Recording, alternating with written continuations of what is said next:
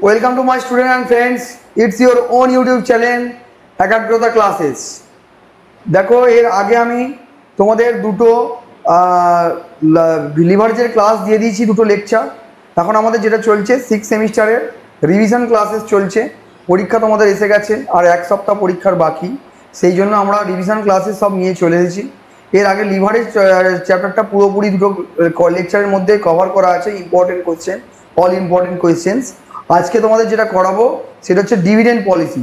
Dividend policy তোমাদের বিকমের একটা অত্যন্ত গুরুত্বপূর্ণ চ্যাপ্টার, যেখান থেকে 10 মার্কসের একটা কোয়েশ্চেন আসবে। আশা করছি তোমাদের আমি যে কটা ডিভিডেন্ড পলিসির অঙ্ক করাবো তার মধ্যে থেকেই তোমরা পরীক্ষায় গিয়ে একটা ডিভিডেন্ড পলিসির অঙ্ক পেয়ে যাবে। এই প্যাটার্ন এরকম অঙ্ক একটা পেয়ে যাবে। অবশ্যই করে তোমরা আমাদের এই ভিডিওটা মন দিয়ে দেখবে, এবং এই সম্পর্কে যদি তোমাদের কোনো কোয়েশ্চেন থাকে অবশ্যই কমেন্টে লিখবে, বা আমাদের একাগ্রতা ক্লাসেস যে হোয়াটসঅ্যাপ গ্রুপ রয়েছে ওই গ্রুপে মেসেজ করবে।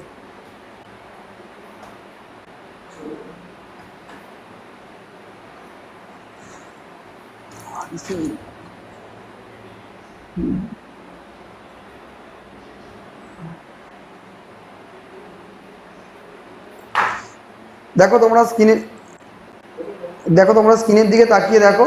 আমি বেশ কয়েকটা অঙ্ক, প্রথমে তোমাদের ফর্মুলা বুঝিয়ে দিচ্ছি। দেখো কি লেখা আছে, ডিভিডেন্ড ডিসিশনের যে অঙ্কগুলো করাবো তোমরা ভালো করে দেখবে, তার আগে ফর্মুলাগুলো একটু বুঝে নাও। ডিভিডেন্ড ডিসিশন দেখো কি লেখা আছে। ডিভিডেন্ড ডিসিশনে কতগুলো মডেল আছে, মোট 3খানা মডেল রয়েছে। 3খানা মডেলের মধ্যে সবথেকে ইম্পর্টেন্ট মডেল হচ্ছে ওয়াল্টার মডেল। ওয়াল্টার মডেল থেকে অঙ্ক তোমাদের বেশিরভাগ সময় এসেছে। এই ওয়াল্টার মডেলটা সবথেকে ইম্পর্টেন্ট, এটা পরীক্ষায় না দেখে যাবে না। ইম্পর্টেন্ট কোনটা? Walter model. এই ওয়াল্টার মডেলের পি এর ভ্যালুটা বের করতে হবে। পি মিনস, এটা এখানে লেখা আছে, P means market price per shares অথবা প্রাইস অফ শেয়ার্স। দেখো এখানে পি এর মানেটা লেখানো আছে, price of shares. D means dividend per shares, R means rate of return, Ke means cost of equity capital. তোমরা কস্ট অফ ক্যাপিটাল চ্যাপ্টারে শিখেছো, যেখানে কস্ট অফ ইকুইটি ক্যাপিটাল বের করতে হতো, এটা এখানে দিয়ে দেবে। আর ই মিনস আর্নিং পার শেয়ার্স। দেখো ফর্মুলাটা কি আছে, ফর্মুলাটা তোমরা সুন্দর করে মুখস্থ করবে। ফর্মুলাটা কি আছে, P means market price per shares equals to D plus R by K, ব্র্যাকেটের মধ্যে E minus D divided by K. এই ফর্মুলাটা তোমরা ভালো করে আগে দেখে নেবে। এটা ছাড়া আর কি মডেল রয়েছে দেখো, আগে গর্ডন মডেলের কি ফর্মুলা রয়েছে দেখো। ফর্মুলাটা এখন তোমরা দেখে রাখো, পরে আমি ফর্মুলাটা আবার বুঝিয়ে তারপরে অঙ্ক করাবো। ভালো করে ফর্মুলাটা দেখে রাখো, পরে ফর্মুলাটা বুঝিয়ে অঙ্ক করাবো। এবং মডেল তোমাদের সব থেকে গুরুত্বপূর্ণ যে মডেল, সেটা হচ্ছে ইম্পর্টেন্ট কোনটা বলেছি আমি, ওয়াল্টার হচ্ছে সব থেকে তোমাদের ইম্পর্টেন্ট। ওয়াল্টারটা হচ্ছে সব থেকে তোমাদের ইম্পর্টেন্ট, ঠিক আছে। ওয়াল্টার মডেলের একটা অঙ্ক আমরা করাচ্ছি। দেখো বলেছে calculate the prevailing market price of share using, দেখো কোন মডেল বলছে এটা ভালো করে খেয়াল করবে, ইউজিং ওয়াল্টার মডেল ইউজ করে তোমাদের মার্কেট প্রাইস কি বের করতে বলছে। দেখো মার্কেট প্রাইস, ওয়াল্টার মডেল অনুযায়ী মার্কেট প্রাইসকে আমরা পি ধরে নেব। ফ্রম দ্য ফলোয়িং ইনফরমেশন, নিচে যে ইনফরমেশনগুলো দিয়ে দিয়েছে। দেখো rate of return on investment, যেটাকে আমরা বলি ইন্টারনাল রেট অফ রিটার্ন, আমাদের ওয়াল্টার মডেল অনুযায়ী এটাকে আর ধরে নেব। ক্যাপিটালাইজেশন রেট মানে কেই, ক্যাপিটালাইজেশন রেট হচ্ছে কেই, এটা কেই। নেক্সট আর্নিং পার শেয়ারটাকে আমরা ই ধরে নেব, আর ডিভিডেন্ড পার শেয়ারটাকে আমরা ডি ধরে নেব, আর মার্কেট প্রাইসটাকে আমরা কি ধরবো, পি। দেখো এবারে ফর্মুলা দিয়ে আমরা অঙ্কটা কীভাবে করছি দেখো, সলিউশনটা দেখো তোমরা। তাহলে আমাদের P equals two question mark থাকবে, আমাদের কি থাকবে, P equals two question mark. তারপরে আর দেওয়া আছে, ডি দেওয়া আছে, কেই দেওয়া আছে এবং ই দেওয়া আছে। দেখো তোমরা কিন্তু পরীক্ষায় ডিটেলে লিখবে, তোমরা ডিটেলে কীরকম লিখবে, পি ইকুয়ালস টু, দেখো এখানে দেখো P equals to price of শেয়ার্সটাই আমরা বের করতে চলেছি, এখানে নিচে তোমরা কোয়েশ্চেন মার্ক দিয়ে দেবে। D equals two dividend per shares তোমাদের দেওয়া ছিল। দেখো ডিভিডেন্ড পার শেয়ার এখানে পরিষ্কার দেওয়া ছিল, ডিভিডেন্ড পার শেয়ার 4 টাকা। ডিভিডেন্ড পার শেয়ারটা আমরা 4 টাকা বসাবো। ডিভিডেন্ড পার শেয়ার দেখো আমরা 4 টাকা বসিয়ে দিয়েছি ডিভিডেন্ড পার শেয়ার। আর্নিং পার শেয়ারটা ওখানে দেওয়া ছিল 5, আর মিনস রেট অফ রিটার্নটা তোমরা ছিল 10%, 10% ছিল, যেটাকে আমরা পয়েন্টে কনভার্ট করে দিয়েছি, দেখো 0.10 আমরা হিসাবে সুবিধার জন্য করে দিয়েছি। কে ইকুয়ালস টু কী ছিল, cost of capital, cost of capital ছিল 8%, মানে 0.08 এই তোমাদের ছিল। এবারে আমরা অঙ্কটা সলভ করব, কিছু নয় শুধু ওর ভ্যালুগুলো পুট করতে থাকবো। ডি এর ভ্যালু কত দেখো, ডি এর ভ্যালু 4, আমরা এখানে 4 বসিয়ে দিয়েছি, প্লাস আর এর ভ্যালু কত দেখো, আর এর ভ্যালু এখানে আছে, আর এর ভ্যালু 0.10, এই 0.10 বসিয়ে দিয়েছি। কে এর ভ্যালু কত আছে দেখো 0.08, আর্নিং মানে এর ভ্যালু কত আছে দেখো 5, শুধু ভ্যালু পুট করবো অঙ্ক সলভ হয়ে যাবে। ডি ইকুয়ালস টু কি আছে দেখো, ডি ইকুয়ালস টু ডিভিডেন্ড কত আছে দেখো, ডি ইকুয়ালস টু তোমার আছে 4, দেখো আবার নিচে আছে কেই মানে হচ্ছে তোমার 0.08। এবার আমরা কীভাবে সলভ করবো, 4টা থাক, আগে 5 - 1 করলে তোমার কত হয় 1 ইন্টু 0.10 করবো আর 0.08 দিয়ে ভাগ করবো, করলে ওটা 4-এর সাথে প্লাস করলে চলে আসবে 4 প্লাস 1.125 মানে 5.125 চলে আসবে। এই ক্যালকুলেশনে যদি তোমরা বুঝতে পারো, আমি এখানে করিয়ে দিচ্ছি, দেখো 4 ছিল প্লাস এটাকে পুরো ক্যালকুলেশন করলে 0, এটা চলে আসবে তোমার 0.125, এটা পুরো 0.125 করলে তোমার কত চলে আসছে দেখো 5.125, ওকে 0.08 দিয়ে ভাগ করে দেবো, করে দিলে তোমার অ্যান্সার কত চলে আসবে 65.625। দেখো ফার্স্ট অঙ্কটা তোমাদের হয়ে গেল, ইজি অঙ্ক ছিল একদম। সেকেন্ড আরেকটা কি অঙ্ক দিয়েছে দেখো, এক্স লিমিটেড আর্নস মানে কি, এটা earning per share 6 per share, having a capitalisation রেটকে আমরা কি বলি, Ke. Capitalisation rate means Ke, cost of equity capital, সেটা কত আছে 10% হচ্ছে তোমার Ke. Next has a return on investment 20% কি আছে, আর return on investment means R, এখানে তোমার রিটার্ন অন ইনভেস্টমেন্টটা এখানে করে দিই আর। দেখো এরপরে Walter model, according to Walter model what should be the price of the share 25% dividend pay out ratio. এখানে দেখো ডিভিডেন্ড পে আউট রেশিও দিয়েছে, তোমাকে এখান থেকে ডিভিডেন্ডটা বের করে নিতে হবে। দেখো ডিভিডেন্ড পে আউট রেশিও দিয়ে দিয়েছে, তাহলে আমরা ডিটা কিভাবে বের করবো, আর্নিং কত আছে দেখো, আর্নিং তোমাদের কত ছিল দেখো, আর্নিং ছিল 6, ছিল, আর্নিং 6 ইন্টু 25%, কারণ ডিভিডেন্ড তোমাকে দিয়ে দিয়েছে 25%, করলে চলে আসবে এটা 1.5। ডিভিডেন্ড ডি যেটা তোমার দেওয়া নেই, ডাইরেক্টলি দেওয়া নেই, সেটা তুমি ডি বের করে নিতে পারবে 1.5। দেখো এবার আমরা কীভাবে সলভ করেছি, P equals to D plus R by K, ব্র্যাকেটের মধ্যে E minus D divided by K. দেখো price of shares question mark, this is the question. তোমার ডি মিনস দেখো আমি যেভাবে তোমাদের বললাম, দেখো ডিটা এইভাবেই ঠিক বের করা আছে 6 ইন্টু 25%, যেটা এসেছে 1.50। দেখো আর মিনস রেট অফ রিটার্ন তোমাদের দেওয়া ছিল, কত পার্সেন্ট 20% হিসাবে সুবিধার জন্য আমরা 0.20 করে নিচ্ছি। কেই মিনস কস্ট অফ ক্যাপিটাল ছিল 10%, যেটাকে আমরা হিসাবে সুবিধার জন্য 0.10 করে নিয়েছি। আর earning per share given in the question দেখো 6 মার্কস দেওয়া ছিল, 6 রুপিস দেওয়া ছিল, আর্নিং পার শেয়ারটা 6 রুপিস দেওয়া ছিল। এবারে আমরা সলভ করবো, দেখো আমরা শুধু ডেটাগুলো বসিয়ে দিতে থাকবো। ডি এর ভ্যালু তাহলে কত, ডি এর ভ্যালু 1.50, দেখো ডি এর ভ্যালু হচ্ছে 1.50 বসিয়ে দিয়েছি, আর এর ভ্যালু হচ্ছে 0.20 বসিয়ে দিয়েছি, কে এর ভ্যালু 0.10 বসিয়ে দিয়েছি, ই মিন 6 বসিয়ে দিয়েছি, ওখান থেকে ডি মাইনাস করলাম 1.5, আর কস্ট অফ ইকুইটি 0.10 বসিয়ে দিয়েছি। এই পুরো জিনিসটাকে আমরা সলভ করলাম। আগে কীভাবে সলভ করবো, আগে আমরা সলভ করবো 1.50টা পড়ে থাকবে, এদিকে 6 থেকে তুমি যদি 1.5 বাদ দাও 4.5, আর এই দুটোকে ডিভাইড করে দিলে ওটা 2 চলে আসছে, আবার 2 ইন্টু 4.5 এই দুটোকে ডিভাইড করলে চলে আসছে তোমার 2, এখান থেকে এটা চলে আসছে 4.5, এই দুটোকে তুমি গুণ করলে 9 আসে, এখান থেকে 1.5 যোগ হলে তোমার এক লাইন এখানে স্কিপ করা আছে, তো ওপরে থাকবে 10.50 ডিভাইডেড বাই নিচে কি থাকবে 0.10 করলে তোমার ফাইনাল অ্যান্সার কত চলে আসবে 105। এটা হচ্ছে তোমার market price per share. Next দেখো 3 নম্বর অঙ্কটা, দেখো 3 নম্বর অঙ্কটা, from the following information supply to you, determine the theoretical market value, কিছুই নয় তোমাকে মার্কেট ভ্যালু বের করতে বলেছে of equity shares as per Walter model. দেখো আবারও ওয়াল্টার মডেল দিচ্ছে।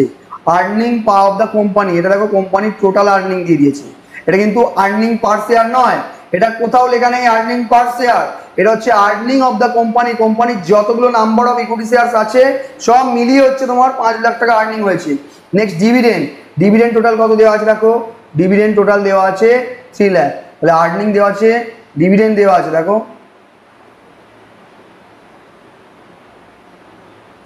আর কি দেওয়া আছে দেখো, নাম্বার অফ শেয়ারস আউটস্ট্যান্ডিং, এটা দেখো ভালো করে, নাম্বার অফ শেয়ারস আউটস্ট্যান্ডিং মানে কতগুলো নাম্বার অফ শেয়ারস আছে, 1 লাখ।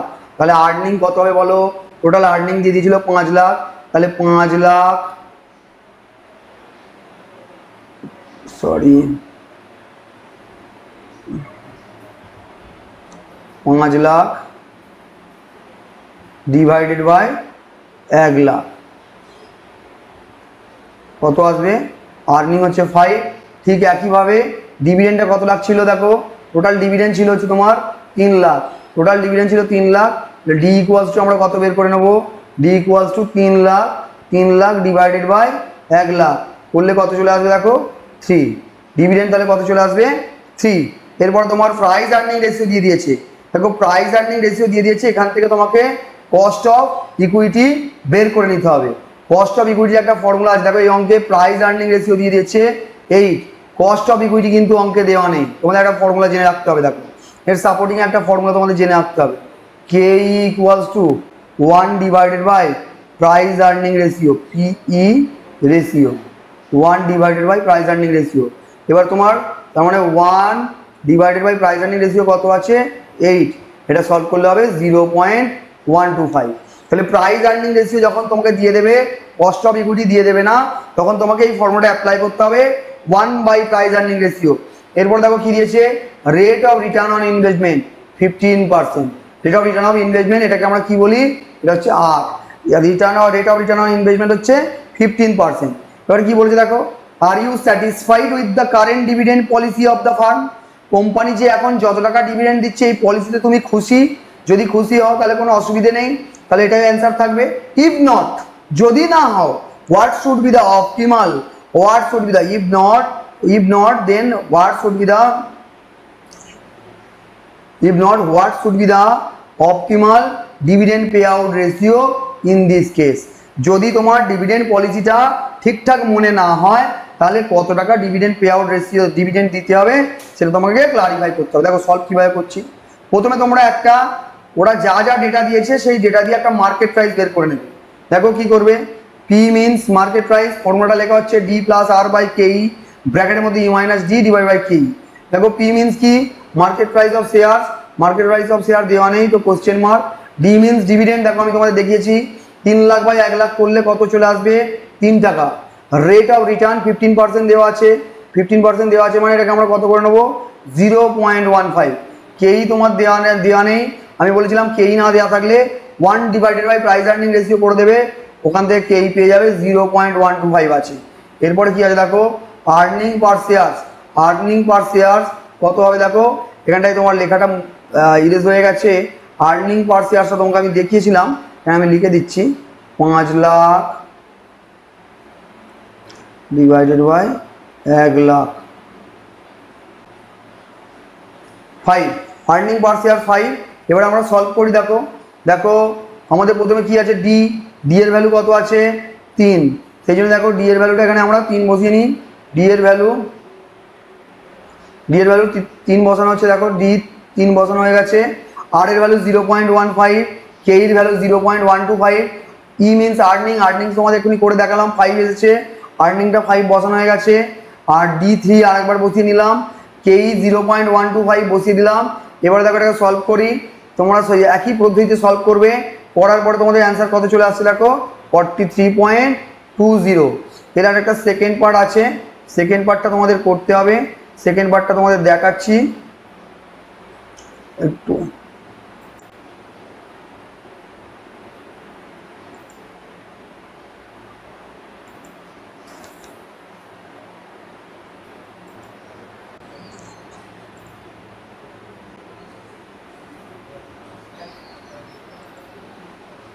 দেখো সেকেন্ড পার্ট যেটা আছে, দেখো এখানে তোমাদের এখানে একটা জিনিস তোমাদের জানতে হবে, এখানে আর মানে ইন্টারনাল রেট অফ রিটার্ন আর কস্ট অফ ইকুইটি, আর যখন গ্রেটার দ্যান কেই হবে, if R greater than Ke then optimum dividend pay out ratio will be 0। এখানে আর গ্রেটার দ্যান, জেনে রাখো এটা, আর যদি গ্রেটার দ্যান কেই হয়, আর যদি তোমার গ্রেটার দ্যান কেই হয়, আর গ্রেটার দ্যান কেই যদি হয়, সেখান থেকে তোমার optimum dividend pay out ratio কত হবে, আর গ্রেটার দ্যান কেই হলে optimum dividend pay out ratio হয়ে যাবে তোমার 0%, অর্থাৎ ডিভিডেন্ড দেবই না। কোন সিচুয়েশনে আমি বলছি, আর গ্রেটার দ্যান কেই, ইন্টারনাল রেট অফ রিটার্ন যদি ডিভিডেন্ড কস্ট অফ ইকুইটি থেকে বেশি হয়, dividend optimum dividend pay out ratio will be 0%। ওকে, তাহলে আর গ্রেটার দ্যান কেই হলে তোমার ডিভিডেন্ড পে আউট রেশিও কত হওয়া উচিত, 0। কিন্তু এখানে ডিভিডেন্ড পে আউট রেশিও 0 নয়, বেশি আছে বলেছে। তো যদি 0% হয়, দেখো এবার তোমরা প্রুভ করতে পারবে 0 নেওয়া উচিত, ডিভিডেন্ডটাকে আমরা 0 ধরে নিয়ে এই অঙ্কটাকে আরেকবার সলভ করব। সব জিনিস রিমেন কনস্ট্যান্ট, শুধু ডিভিডেন্ডটা 0, ডিভিডেন্ডের জায়গায় আমরা 0 বসাচ্ছি। তারপরে আর হচ্ছে তোমার ইন্টারনাল রেট অফ রিটার্ন 0.15 বসিয়ে নিলাম, কেই 0.125 বসিয়ে নিলাম, আর্নিং 5, ডিভিডেন্ড তোমার 0 হয়ে গেল। এটাকে সলভ করি, সলভ করলে তোমার কত চলে আসছে, দেখো অ্যান্সারটা 48 চলে আসছে। আগে তোমার অ্যান্সার ছিল কত, 43.20। দেখো মার্কেট প্রাইসটা বেড়ে গেল, অর্থাৎ যদি তোমার অপটিমাম ডিভিডেন্ড পে আউটে চলে যাও, মার্কেট প্রাইসটা বেড়ে যাবে, সেটা প্রুভ করে দেওয়া হলো। তোমরা মনে রাখবে আর গ্রেটার দ্যান, দেখো এখানে লেখাও আছে, আর গ্রেটার দ্যান কেই হলে ডিভিডেন্ড পে আউট রেশিও সবসময় 0 নিতে হবে। আর যদি আর লেস দ্যান, রিভার্স সিচুয়েশান, আর লেস দ্যান কেই হয়, ডিভিডেন্ড পুরো 100% দিয়ে দেবে, 100% দিয়ে দেবে ডিভিডেন্ডটা। আর যদি আর কেই, আর ইকুয়ালস টু কেই হয়, তাহলেও ডিভিডেন্ড পে আউট রেশিও হয়ে যাবে তোমার 0%। তার মানে কি বুঝলে, R greater than or equals to যদি কেই হয়, তাহলে ডিভিডেন্ড পে আউট রেশিও হবে, optimum dividend pay out ratio হবে 0%। আর লেস দ্যান কেই হলে ডিভিডেন্ড পে আউট রেশিওটা তোমার 0% হয়ে যাবে। দেখো এবার তোমাদের গর্ডন মডেলের একটা অঙ্ক দেখায়, আগে ফর্মুলাটা বুঝিয়ে দিই। দেখো গর্ডন মডেলের কি আছে, দেখো গর্ডন মডেলের ফর্মুলাটা তোমরা আগে দেখবে। গর্ডন মডেলের দেখো P equal to, P means price of shares, মানে ওই একই, market price per shares, P equals to market price per shares,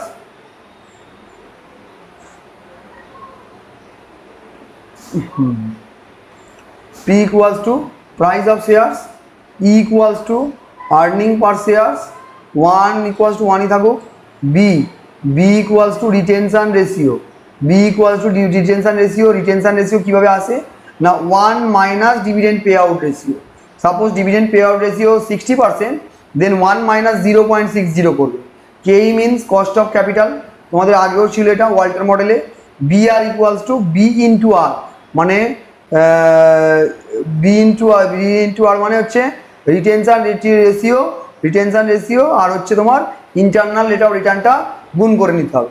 এবার তোমাদের সলভ করে দেখো, একটা সলভ করাচ্ছি অঙ্ক। দেখো বলেছে from the following information relating to a company determine the market price, কী করতে বলেছে, determine the market price of a share using কি মডেল বলেছে, ইউজিং গর্ডন মডেল। গর্ডন মডেলের ফর্মুলা অ্যাপ্লাই করে তোমার করতে হবে। কি বলেছে দেখো, পি ইকুয়ালস টু ওর ফর্মুলা কী ছিল, সরি এখানে দেখো পি ইকুয়ালস টু